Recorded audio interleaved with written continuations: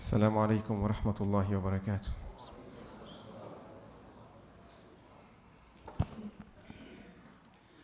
الله أكبر الله أكبر الله أكبر الله أكبر أشهد أن لا إله إلا الله أشهد أن لا إله إلا الله أشهد أن محمدًا رسول الله أشهد أن محمدًا رسول الله حي على الصلاة حي على الصلاة حي على الفلاح حي على الفلاح الله أكبر الله أكبر لا إله إلا الله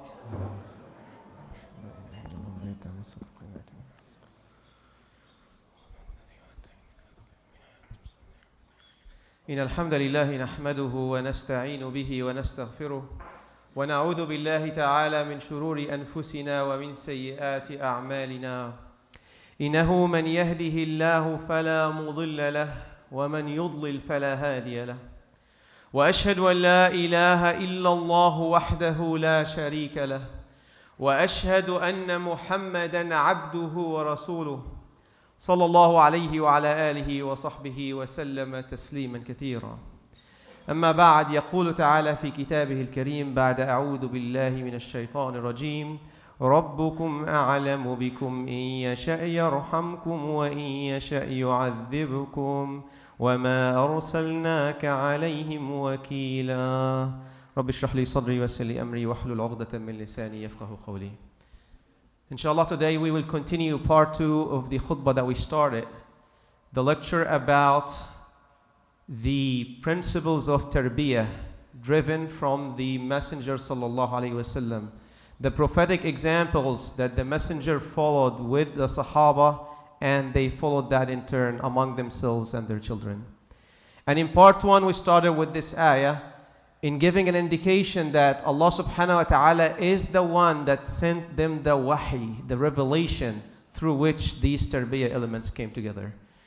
And in this ayah he does say, Rabbukum a'lamu bikum, your Lord knows you best. And so if these principles came from him, then they should apply because he knows me and you better than any of us. And then in the last khutbah we talked about some other reasons of how this is relevant today, why is it not old, why is it applicable, and all the different aspects that we went through. And then we went into the first 2 and started talking about the third principle. So this is where we're going to start. In the third principle there was a very important point to make, which is the difference between characteristics or dispositions. And we had mentioned that there are inborn dispositions, things I am born with, things in my character, things in my operating system. They will be like that. They're not going to change. And there are acquired characteristics or acquired dispositions that I would acquire from the Tarbiya, from the community around me. In Arabic, the difference is at-taba' and at-tatabwa'. At-taba' is something I have. It is in me. It's not going to change. At-tatabwa' are things I acquire and force and do, but it's not going to be continuous all the time because they are acquired from the environment.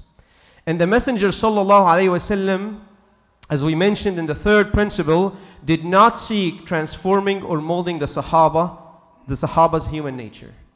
He knew and understood that you cannot change these inborn dispositions. You cannot eliminate them. And we mentioned the hadith that the Messenger sallallahu alaihi wasallam mentioned to Ashaj Abdul Qais that he has 2 qualities that Allah subhanahu wa ta'ala loves: clemency and tolerance. And we see at the end of the hadith that the companion did ask the Messenger, are these things in me or did I acquire them? And the Messenger sallallahu alayhi wasallam told him, بَلْ جُبِلْتَ عَلَيْهِ. So he asked, is this something that happened to me? أَمْ جُبِلْتُ عَلَيْهِ. Like I was born like this. And the Messenger confirmed, no, this is not something you acquired. It's not something you learn. It's not something from the environment. بَلْ جُبِلْتَ عَلَيْهِ. Allah gave that to you. And then he even said, Alhamdulillah الذي جبلني على خلقين يحبهم الله. And the Messenger did not make a comment on that. Meaning that I understand that this is coming from Allah subhanahu wa ta'ala. It's a character in me. I did not do anything to have it. And I cannot change it. Now, our characteristics, some of them are general. Human beings all have them. And some could apply to a specific group. We just want to make this small distinction before we proceed forward. So Allah subhanahu wa ta'ala in an ayah mentions, يُرِيدُ اللَّهُ أَن يُخَفِّفَ عَنْكُمْ وَخُلِقَ الْإِنسَانُ ضَعِيفًا. So as a human beings, we are weak. We were created weak. That applies to all of us. Whereas in another ayah, Allah subhanahu wa ta'ala mentions, إِنَّ الْإِنسَانَ خُلِقَ هَلُوعًا إِذَا مَسَّهُ الشَّرُّ جَزُوعًا وَإِذَا مَسَّهُ الْخَيْرُ مَنُوعًا إِلَّا الْمُصَلِّينَ. So what's the difference here? It's also saying al-insan, which means all the human beings. But there is an exclusion at the end of the ayat. The fourth ayah says, إِلَّا الْمُصَلِّينَ, except those who are performing prayers. So characteristics in general, there are some that apply to all human beings. There are some that could apply to a small group, but that's not what we're trying to address here today. We're talking about the individual characteristics. How do I address this in Tarbiya of myself, my children, and anybody who is being mentored by me?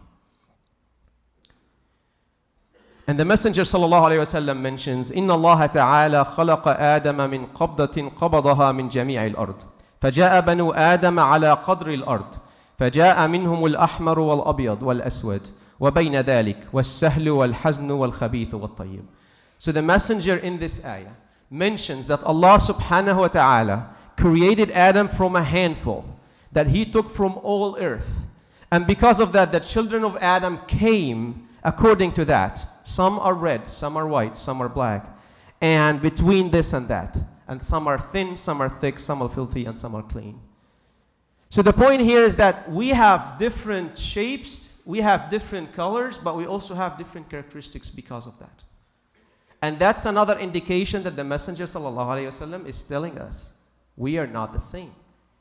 And so if you go back to the first two principles we have talked that the Messenger never tried to reshape the companions to be the same. He never sought a model that everybody should be like and try to mold them to that model. That is not going to happen, and it's a big mistake that we fall into as we are performing Tarbiya.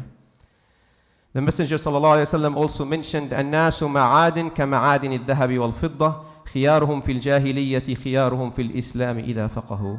صدق رسول الله صلى الله عليه وسلم. People are like gold and silver. Those who were best in Jahiliyyah, pre-Islam, are best in Islam if they have the religious understanding. And I will mention a final hadith to confirm in this point.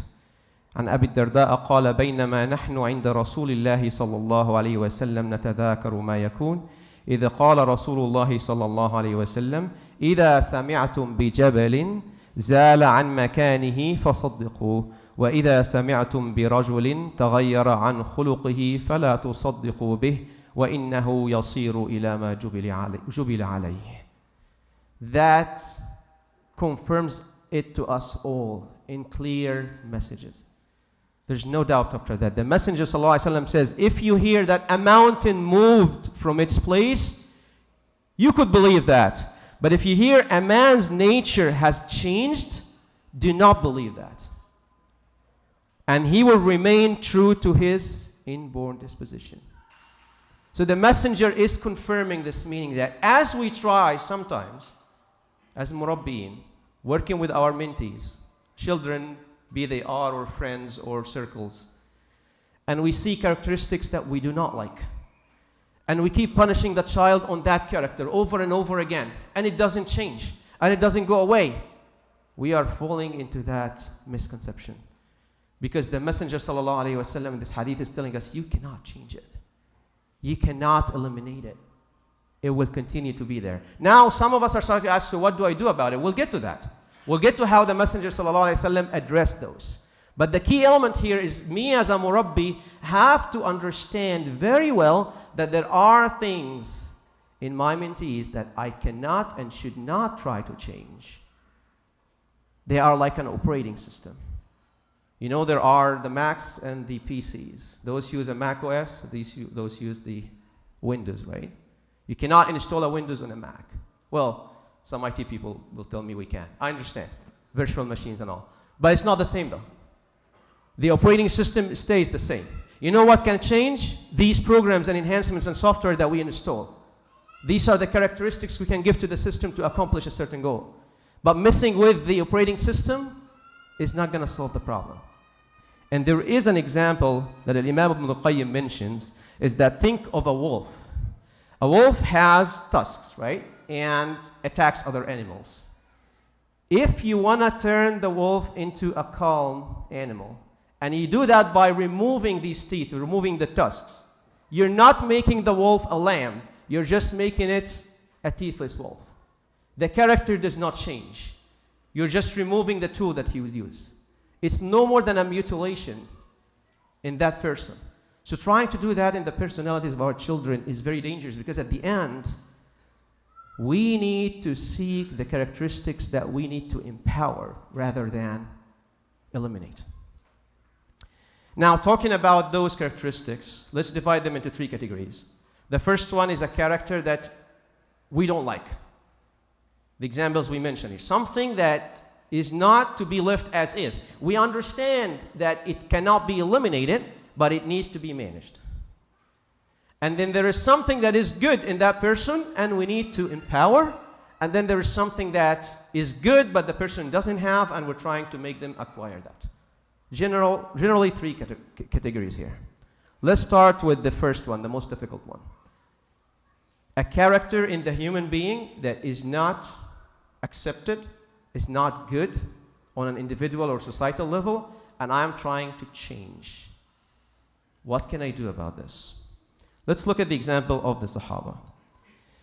The Messenger ﷺ focused on 2 main elements to control this: servitude and surrendering to Allah subhanahu wa ta'ala. He did not say that this will change or be eliminated, but he tamed and guided these characteristics and put the red lines based on the revelations, based on the Quran, based on the Hadith, that will control these characteristics. Let's take an example. Umar ibn al-Khattab radiallahu anhu. Umar was strong. He was harsh. And he had a temper. And that applies before Islam and relatively after Islam. It didn't disappear, but it was controlled.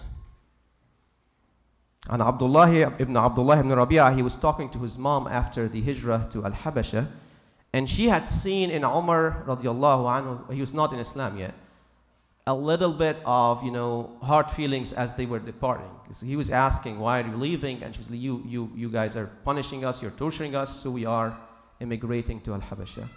And she felt that his heart was a bit soft about this. So then her son asked her, are you thinking he would become a Muslim? Is that what you're hoping for? لا يسلم حتى يسلم حمار الخطاب.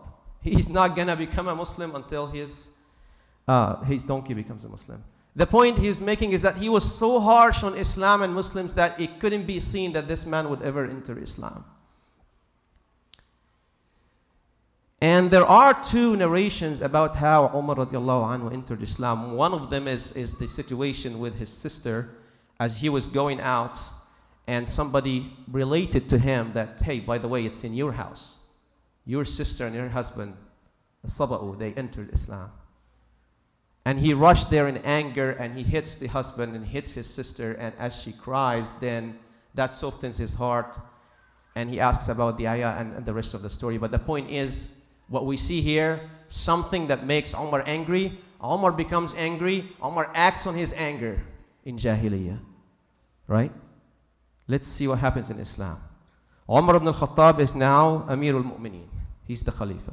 He's the leader of the believers. And a man wants to talk to him. And the person giving the narration here is Abdullah ibn Abbas radiallahu anhuma. The man name is Uyaynat ibn Hudn. And he came and he talked to his cousin, Al-Hurr ibn Qais, who was close to the Khalifa. And he said, can you give me some audience with the Khalifa, with Umar? I want to talk to him. And so the man, talks to Umar ibn al-Khattab and he offers him this audience. So as he goes and talks to Umar, radiallahu anh, he said, Ya ibn al-Khattab, Wallahi ma tu'atina al-jazla wa ma tahkum baynana bil-'adl. Like he was basically attacking him, and he is telling him that you are not a fair person. You don't give us sufficient provisions, and you're not judging among us in justice. What did Umar do? The Umar that we know. He did not turn to a quiet person. Like I said, the character is still there. Umar gets furious about it.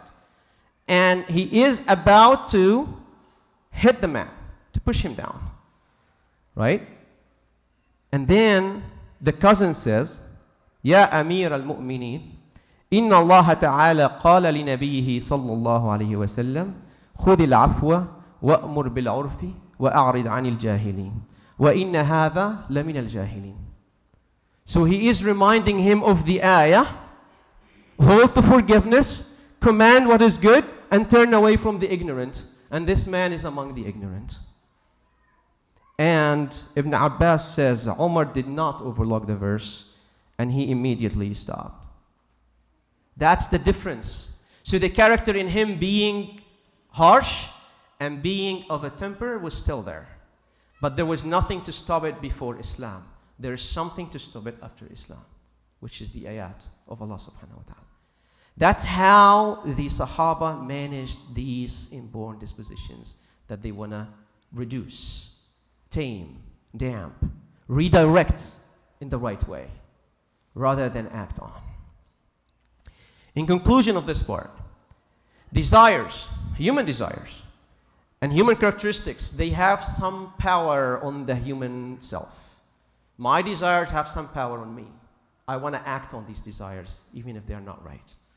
My characteristics have some power on me. They tend to come. If I have a temper, it tends to come up. If I have this, it tends to come up. And to be able to suppress this power, there has to be a stronger power that goes above it. And that power is the surrender to Allah subhanahu wa ta'ala. The servitude to Allah subhanahu wa ta'ala. That's how they manage this. And reaching that level is not a switch we click. It's something that we have to build in ourselves and in our mentees.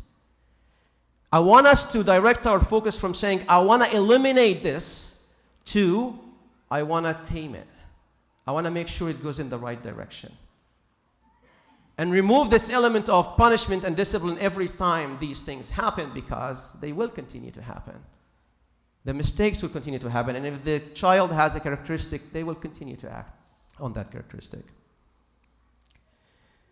In a final example of this point, a Sahaba, the companions, were sitting in the house of Abi Talha, and they were drinking wine, alcohol.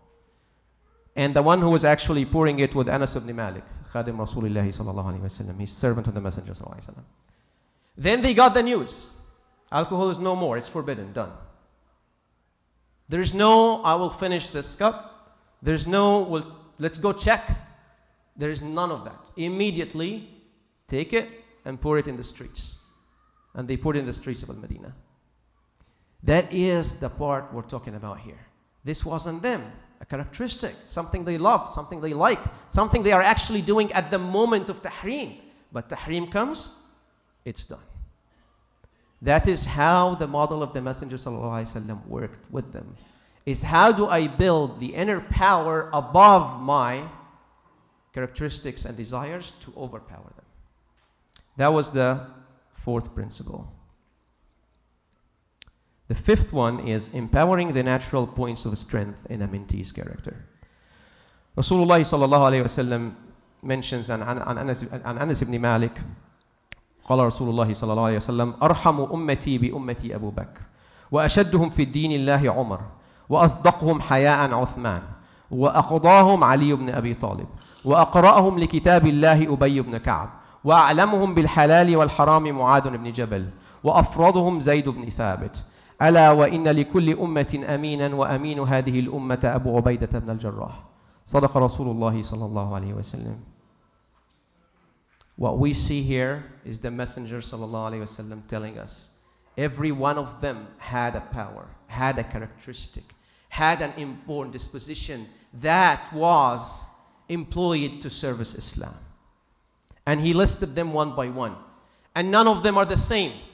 And none of them are trying to be the same. Abu Bakr is the one that is the most merciful of my ummah towards my ummah. And the one that adheres most sternly to the religion of Allah is Umar. And the most sincere of them in shyness and modesty is Uthman. And the best judge is Ali ibn Abi Talib. And the best in reciting the book of Allah is Ubay ibn Ka'b. And the most knowledgeable of what is lawful and unlawful is Mu'adh ibn Jabal. And the most knowledgeable of the rules of inheritance is Zayd ibn Thabit.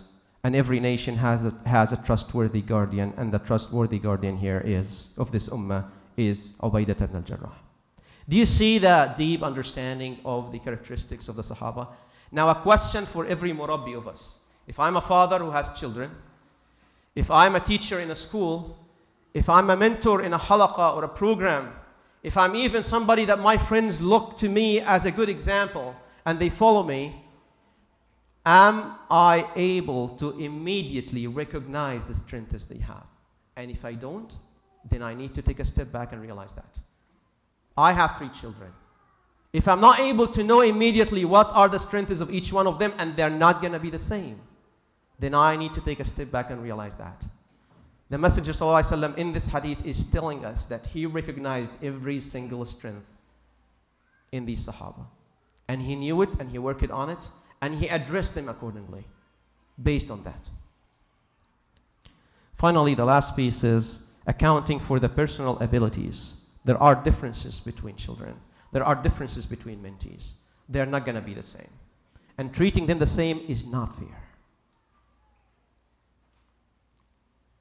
At the masjid, at the house of Nubuwah, the house of the Messenger sallallahu alaihi wasallam, Al-Hasan ibn Ali ibn Abi Talib was raised, and Usama ibn Zayd was raised.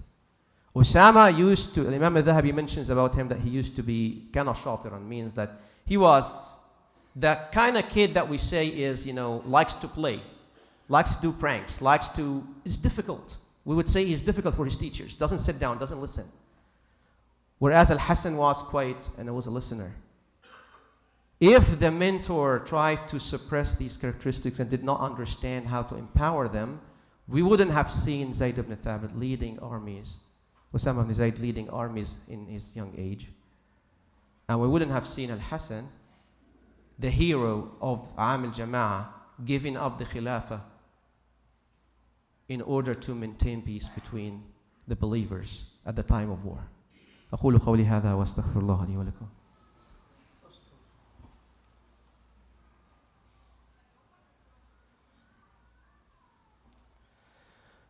اللهم صل وسلم وبارك على نبينا محمد وعلى آله وصحبه وسلم تسليما كثيرا.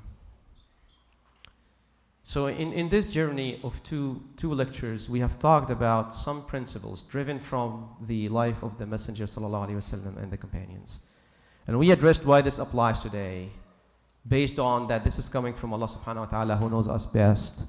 The Sahaba is the human interaction and the elaboration of how a human can interact with the abstract, the Quran, and apply this in their lives, aside from messengers. So me as a human, if I want to see the example, this is the example. This is how people lived by this book, who are not messengers or prophets. And some other reasons that we stated.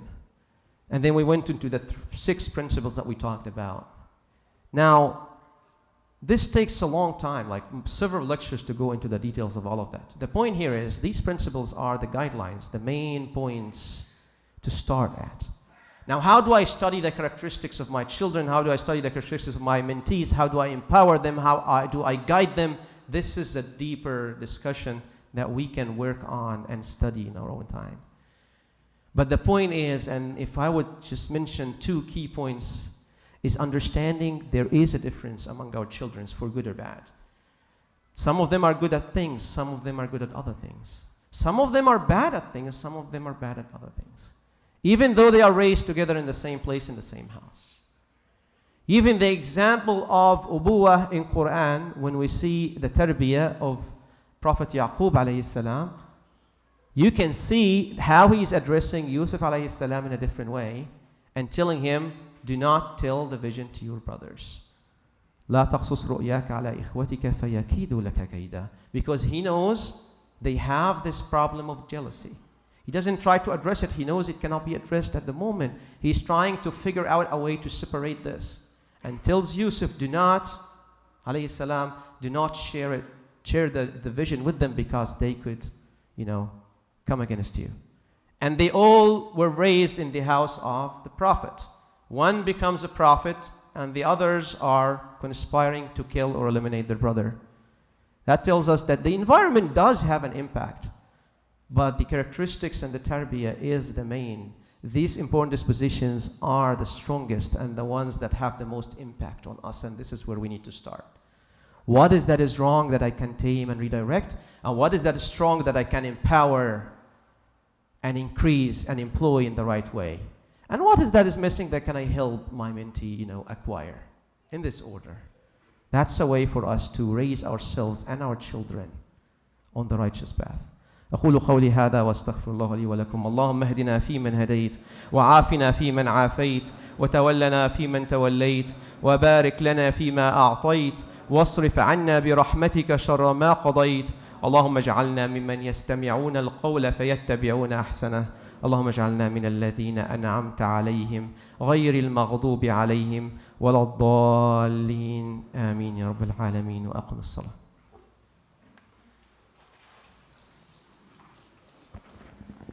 الله أكبر الله أكبر. أشهد أن لا إله إلا الله. أشهد أن محمدا رسول الله. حي على الصلاة حي على الفلاح. قد قامت الصلاة قد قامت الصلاة. الله أكبر الله أكبر.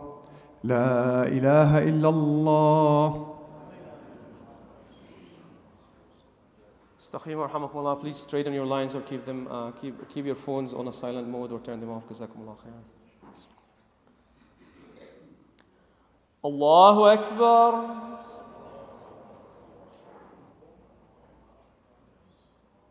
الحمد لله رب العالمين الرحمن الرحيم مالك يوم الدين إياك نعبد وإياك نستعين اهدنا الصراط المستقيم صراط الذين أنعمت عليهم غير المغضوب عليهم ولا الضالين.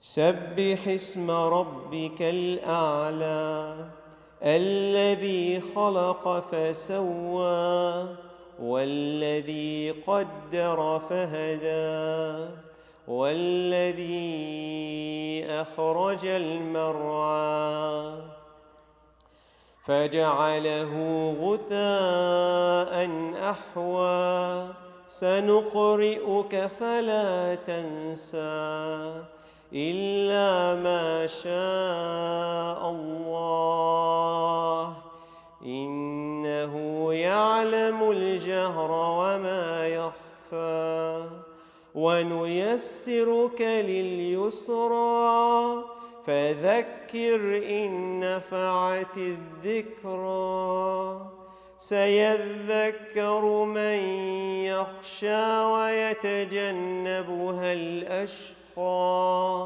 الذي يصلى النار الكبرى ثم لا يموت فيها ولا يحيا قد أفلح من تزكى وذكر اسم ربه فصلى بل تؤثرون الحياة الدنيا والآخرة خير وأبقى إن هذا لفي في الصحف الأولى صحف إبراهيم وموسى. الله أكبر.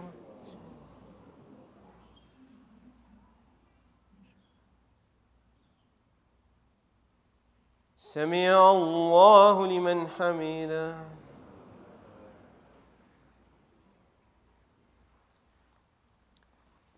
الله أكبر.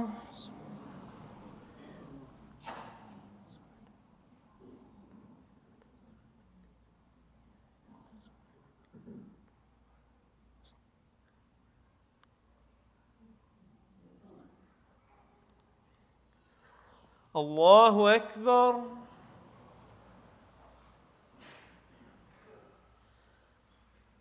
الله أكبر.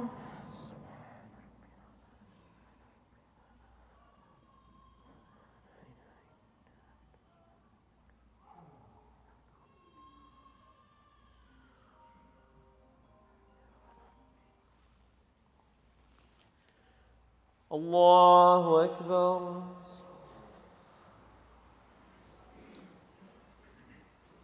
الحمد لله رب العالمين الرحمن الرحيم مالك يوم الدين إياك نعبد وإياك نستعين اهدنا الصراط المستقيم صراط الذين أنعمت عليهم غير المغضوب عليهم ولا الضالين.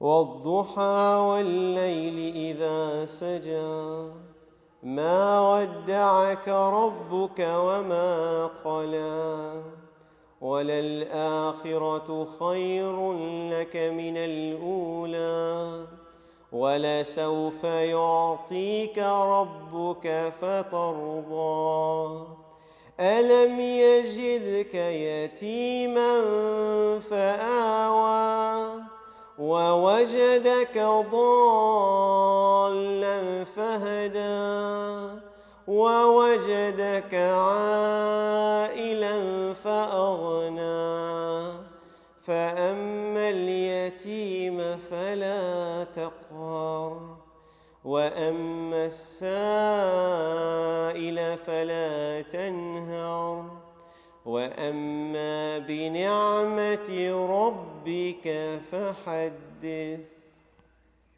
الله أكبر.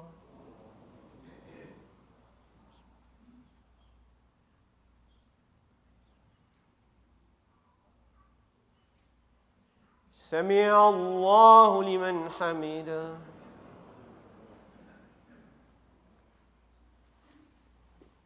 الله أكبر.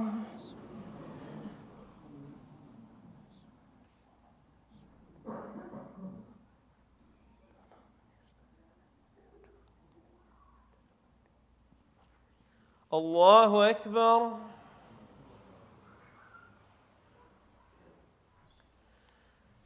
الله أكبر.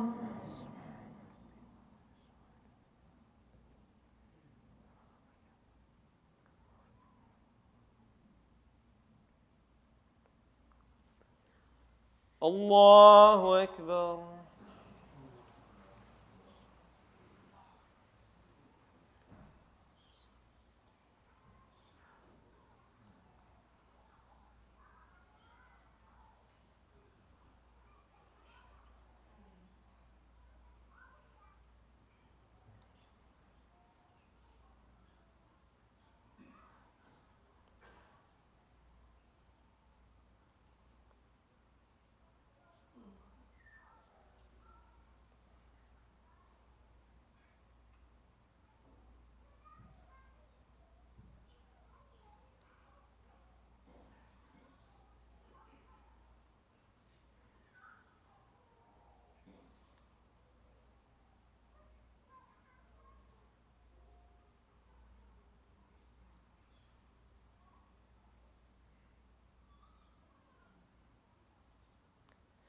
السلام عليكم ورحمة الله.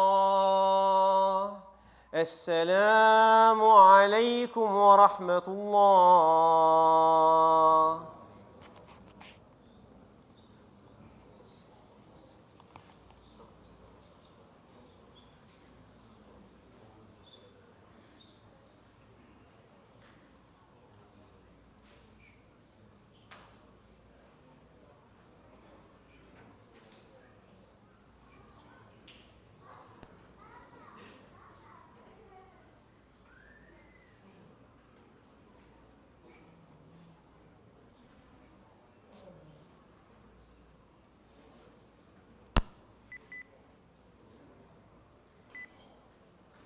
Assalamu alaikum.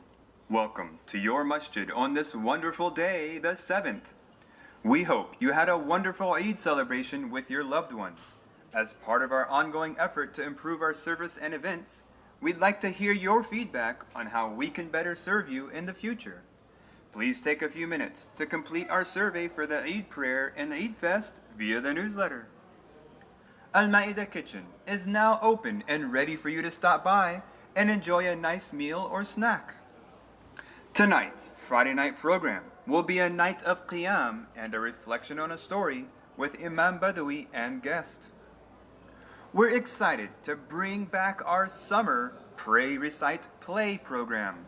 Kids will learn to read Quranic Arabic, review and memorize Quran, participate in playtime, and have weekly events and treats. The program will take place on Mondays, Wednesdays, and Saturdays between Maghrib and Isha throughout the whole summer. Register via raleigh-masjid.org/programs. We're excited to announce our first ever archery tournament to be held next Saturday, July 15th from 5 to 8 p.m. at IAR. Register via the newsletter. Our Chat with the Imam event series for reverts will be next Sunday, the 16th, here at IAR at 2 p.m. Email outreach@islam1.org to RSVP. We're excited to announce the Marvels Robotic Bootcamp. Designed for ages 9 to 12, this immersive experience offers hands-on learning from the state award-winning Marvels of IAR team.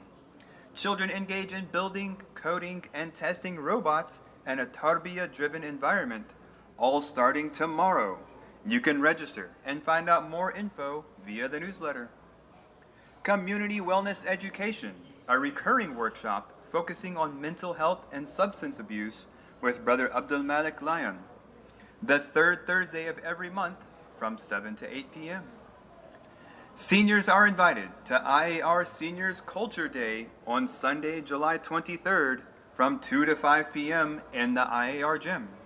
For more info and to RSVP, see the announcement email. Jazakumullahu khairan. Enjoy your week. Wassalamu alaikum.